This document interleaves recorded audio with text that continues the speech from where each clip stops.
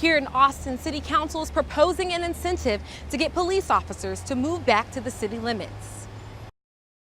The first female president nominee on a major party's ticket is getting ready to address the nation on the last night of the Democratic National Convention. Fox News correspondent Caroline Shively has more from Philadelphia. The community is remembering a mother of 6 killed while trying to protect her friend.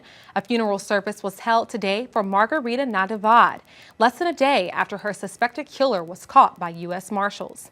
Police say 39-year-old James Edward Stribling shot her after an argument broke out at an apartment in the medical center last Friday. The woman reportedly jumped in front of the bullet to save her friend.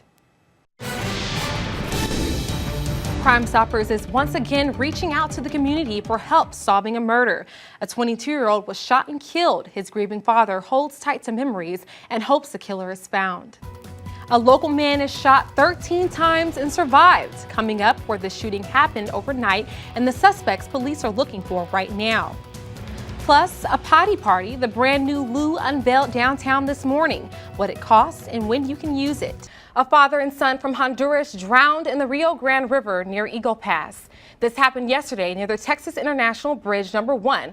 Authorities say the 35-year-old man and his 6-year-old son were swimming across the river when they heard Border Patrol officers' voices and panicked. It was early one morning when Amelia De Hoyos' life flashed before her eyes. She had struck a big pile of asphalt left in the middle of a ramp just off Southwest Loop 410 to Ray Ellison Boulevard.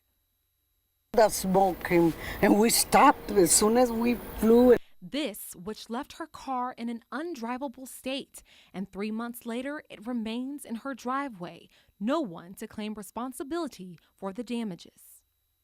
Parts that proved Amelia wasn't the only driver to run over the asphalt that had no signs to mark it was there. But after making several phone calls, no one took the blame.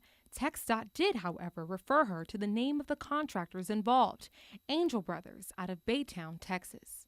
TxDOT told Amelia the name of the contractor in charge of the project, but the construction company and its insurance carrier denied any responsibility, saying it found no negligence by workers. That's when she decided to contact the troubleshooters for our help. Fortunately, Amelia's insurance company ended up covering the repairs, and she was told her rates won't go up because the accident wasn't her fault. If you hire somebody to take care of the pavement or whatever, you're responsible, that they should be liable for anything they do wrong. 4 years later, and this convenience store on the corner of Nolan and New Braunfels is still faced with drug deals and prostitution day in and day out. And worse, at this point, what we need to do is have a serious talk with them to get this property abated, one way or the other. That means anything from requiring police officers to guard the location or the closing down.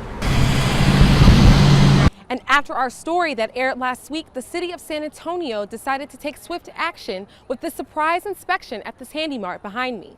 Since May of 2012, this particular convenience store at 627 North New Braunfels has had 628 service calls, with everything from theft to shootings in progress. So today, SAPD and its team thoroughly inspected the store, turning it inside out, all for the good of the community.